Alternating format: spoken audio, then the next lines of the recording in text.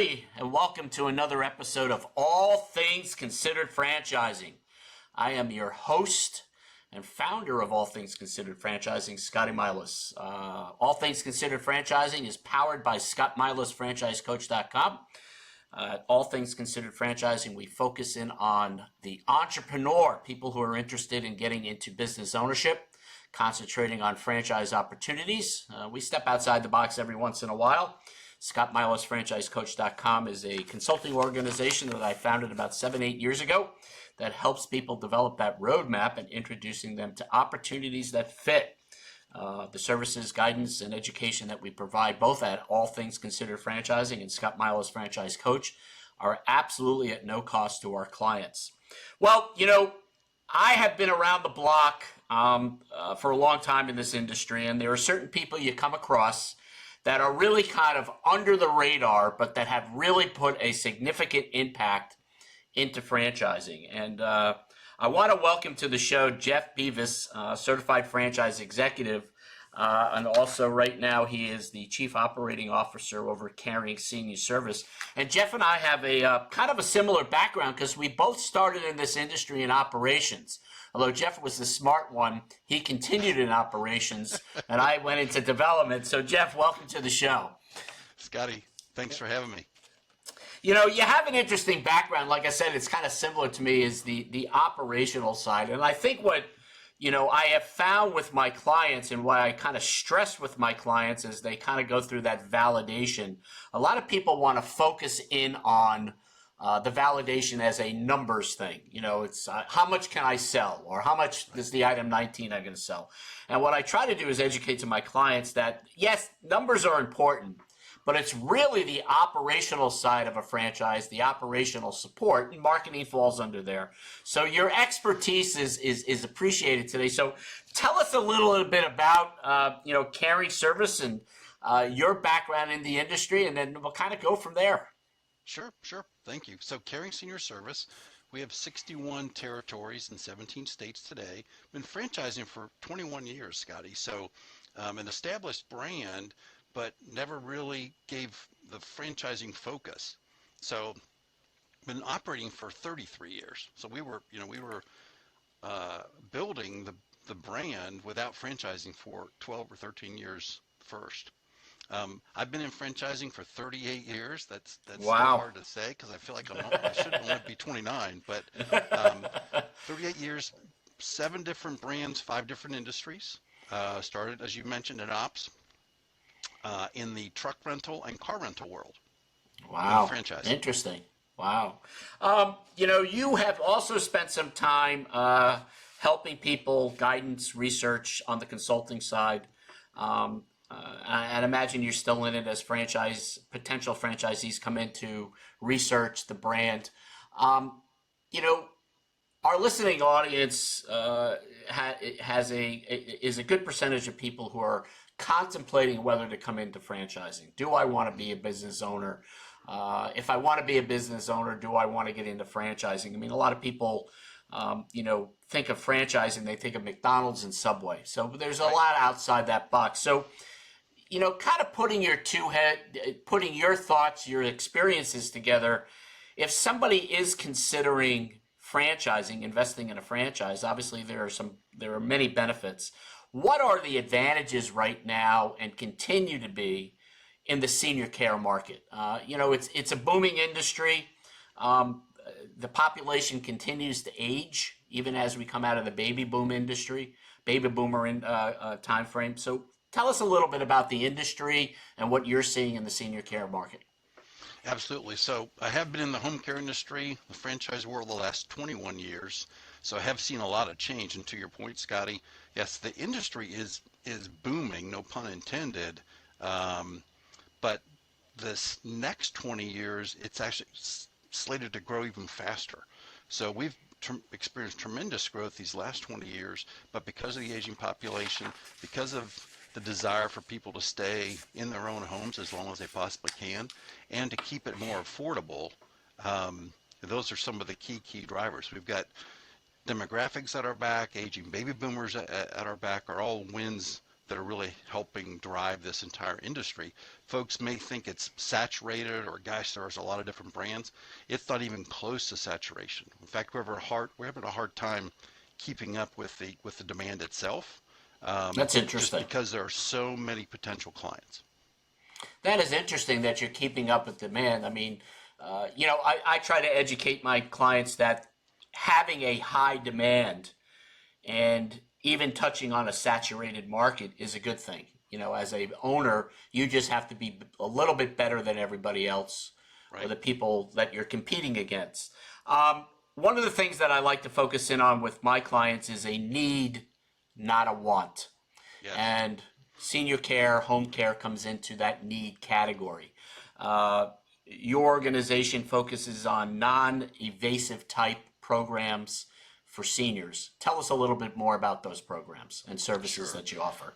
So the home care industry, Scotty, is kind of divided into home health, which is skilled care with nurses, and home care, like us at Caring Senior Service, that does non-medical, or as you said, non-invasive services. So we're providing meal preparation, errands, light housekeeping, companionship, also what's called personal care, so helping with bathing, feeding, grooming, incontinence care, but all non-invasive. So these are not nurses; these are caregivers, home care aides, certified nursing assistants, but it's much uh, longer time frames. So where nurses go in for 15, 30, 45 minutes at a time, we're in for hours every day or Okay. hours every single week. So big difference. And I think because of that, the market, the overall demand just continues to increase as well, because everybody, when they reach a point in age, really wants or needs that type of additional assistance. That's interesting. Your franchisees. You mentioned 61 territories, 17 states. Pretty good achievement over the time frame as you start to really aggressively start offering franchising. But where are you seeing your franchisees coming from? The characteristics of your franchisees, any similarities between franchisees in those 61 territories? I mean, if somebody's listening to us today, and they're saying, hey, I don't know if this fits in, where are you seeing the background? What kind of franchisee are you looking for, at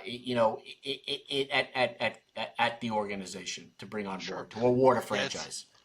well, I think first of all, there's a common thread that many of our franchisees have experienced the need for this type of care themselves, for a mother, father, grandparent, aunt, uncle, family member, and that oftentimes enables them to discover our industry, if you will. So that's one common thread. The other common thread is really there's no single or even small group of occupations, Scotty. We've got teachers, telecom, banking, engineering, sales and marketing, HR backgrounds. So it's really a business where if you have strong management skills, great organizational skills, presentation skills, communication skills, which can come, as you know, from any real business, and you want to give back to the community, you want to create and have a purpose-driven service. This is a great business. So it really encompasses many different backgrounds and just those core skills that people can bring from almost any prior experience. One of the common questions that I get in any organization or franchise that has what we call W-2 employees or contractors, um, is how to go about getting labor today. Yes. I think a lot of this is blown up in my personal opinion, but it is a question, and I'm sure it's a question some people that are listening to this are saying to themselves, okay, well, great, it sounds, yeah, I get the need part, but how do I find the people to bring under my umbrella to work with me and not with somebody else? Maybe talk a little bit about that component and if what services that you're providing as an organization, that operational support that helps people with the hiring, whether it's W-2, hourly, some contractors. Sure. Yeah, this is the big area for us because, as we mentioned earlier, Scotty, yeah, the demand is there. Our biggest challenge as an industry is labor, and it's not really quantity; it's quality. Having enough quality caregivers, all of our caregivers are all direct employees, so they're all W-2 with the franchisees, no 1099 or contract employees, and that's just to make sure the quality of the person going into the home to help the senior or the disabled population has had a background criminal credit check and is very reliable overall. We find our caregivers through what we call more grassroots recruiting. We do use job boards, but as you probably know or have seen the stats, the job board turnover numbers are pretty horrific, 70 Right. to 80%. So we see grassroots recruiting as being the key, and that's how we've been successful. So going into local markets, churches, nursing schools, community colleges, those are the big drivers of really trying to keep up with the quality caregivers overall. We do provide a great service that's very unique to Caring. It's called our hub services, where we will field incoming inquiries, email or phone, for the franchisees on behalf of recruiting or even services. So we try to take that off the franchise owner's plate. Interesting, interesting. Couple last questions here in regarding the brand itself. A lot of people today are looking to get involved in businesses that are work from home. From my understanding of the home care category, that most states require some type of remote office so that files can be locked up, those confidential files as far as employees. Is that still the case with your organization?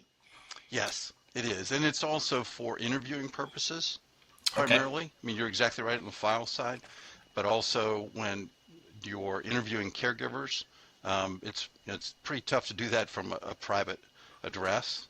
So just having a small storefront doesn't have to be retail space, typically 800 to 1,000 square feet. It's more for interviewing and training.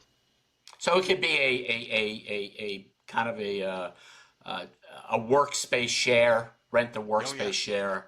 It's absolutely. not necessarily going there every day, maybe, but at least being able to conduct the interviews and the other requirements that states may have, that certain practices be done in an office and not in the home.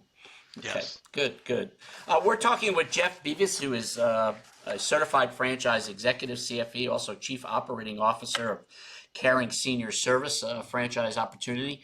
I'm Scotty Milas, the host of All Things Considered Franchising. Jeff, let's switch gears a little bit. You have a lot of expertise in the franchising industry. You've seen a lot of changes in the franchising industry. The labor movement. We've all seen that, what's been going on in California. But we touched on this earlier in the conversation, that franchising is still a very strong option for people who are looking to get into business or even to diversify a portfolio. I mean, I work with a lot of people that are multi-brand operators.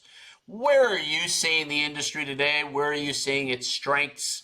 Are you still a believer that this is a strong, viable option for the entrepreneur? And if somebody is considering, what kind of skill sets, or mindset should someone have coming into the investigative process? This is absolutely still a vibrant industry, and I think franchising as a whole is still very much a great opportunity for the right, as you said, the right mindset and what people are really looking for. I think we would both agree, Scotty, it's not for everybody. If you're looking to follow a system, follow a proven model, be part of a brand, be part of a network, have a lot of peer-to-peer best practice sharing, that's exactly the wheelhouse for a franchisor, especially a successful franchisor. But again, it's not for everybody. So if somebody really wants to go it on their own, build it their way, build it from scratch, which you and I both probably know takes actually more time and Oh, money. yeah.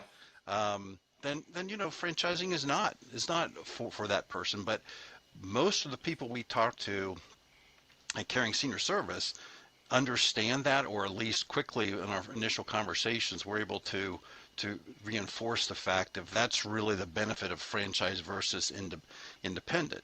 Our industry, just as an aside, the home care industry, we're still almost half of our industry is mom and pop independents. So just again, based on keeping up with increasing demand, but we do think those independents are opportunities to potentially convert to become a That's what I franchisee. mean. So you would consider a conversion somebody that has an independent business in the services that you provide that would be looking for a little bit stronger support, guidance, that marketing plan, that operational support that we had touched on. I mean, that is a viable option for people. Yes, because it's really a matter in the franchising world, you're in business for yourself, not by yourself, right? So Right. if you're an independent, you're out there on your own. So you have to go find your own resources. I think again that's one of the many benefits of being part of a franchise system is you're not in it alone. You're able to to work with your fellow owners, work with the franchisor, get all that added support. Yeah, I kind of chuckle every once in a while when I have that conversation with a client, who says, the reason I don't want to consider a franchise is because of the royalties. And I go, well, do you think if you owned your own business as an independent, you're not paying royalties? Well, no, I'm not. I said, you're right. You're not paying royalties, but you're paying that royalty another way. I mean, Yes. you still need to spend your time, money, and energy and efforts developing your systems, and you're going to need somebody to pay somebody to manage those systems and best practices. And a royalty, that's what the franchisor is doing it. So, it's kind of a, give and take. Do you want to sit behind your desk developing everything, or do you want to sit behind your desk and manage and delegate the business and build the business? So Right. it's an interesting topic. Jeff, if somebody was interested to learning more about the organization, is there a website that they can go to, someone they can contact? I mean, obviously they can reach out to me directly, but anybody, anywhere they should go? I mean, LinkedIn, website, anything you want to share with us at this point? Yes, thank you. So they would absolutely go to caringseniorservice.com would be one source, Scotty. We also have Caring Senior Service Franchise. Um, I would be happy to speak with anybody.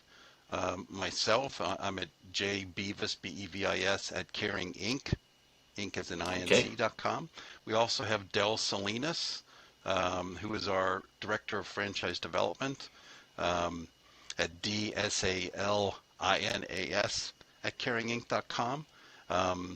And we both have, again, strong LinkedIn presence. So we welcome the fact of just having conversations, whether it be email or phone or video call, just to try to help candidates who are trying to figure out, is franchising right for me? If so, is there a sector, an industry, a brand? Because you know as well as I do, that's really 9/10 of the battle, is trying to make sure Yep. that we help people find the right fit, the right match of what they're looking for that fits their actual background too. Right, right, right. And I always tell my clients, put yourself in a position to educate yourself. Come from a position of strength and to make a sound and validated decision by educating yourself. It's Yes. okay to say no. I mean, this is a lot of people think that once you start talking to a franchise development person or recruiter, sometimes they're known as development or someone like me, that there's going to be this strong arm tactics. Right. Do you want red or white? Do you want it on Wednesday or Thursday? Well, there is, most people don't understand that, it could take 90 to 120 days before someone can come to a validated decision. And of course, the brand deciding. A lot of people have to remember that franchises are awarded. They're, just because you have Exactly. the financial means doesn't mean that you're going to be accepted or awarded a franchise. Jeff, I appreciate your time. We hope we can get you back, 6 months from now and get us caught up on the brand. But any closing statements, anything you'd like to share before we sign off here? Scotty, it's been my pleasure, my honor to join you today. Maybe just one parting comment to tail on to what you just said is, again, if people just take the time to find the right fit, it is oftentimes the item 19, the financials, the numbers, but it's also culture and leadership and operational platform, operational support, and just make sure that they are finding the right fit for them based on the industry and the brand. That's great advice. And it's really funny because I just got done doing an analytical report with my clients over the last 24 months. And I've been doing this a lot longer than 24 months. But 78% of my clients who I started with that thought they wanted X ended up investing in something in Y. totally outside of what they thought they wanted. And after building that model, that roadmap, and really taking a deeper dive, so and surprisingly, some of those people went into senior care. So it's and they didn't think it. They just So you're absolutely right. Take the time to research and learn about the organization. Don't worry about the numbers. The numbers will come. I always tell people, make believe you're walking into a bar and you're sitting next to somebody, and the first question they ask you is, well, how much money do you make? Well, you'll probably get up and go to the other side of the bar. Well, it's the same thing, so. But anyway, Jeff, we appreciate your time. Like I said, I hope we get you back. We've been talking to Jeff Bevis, Certified Franchise Executive and Chief Operating Officer over at Caring Senior Service.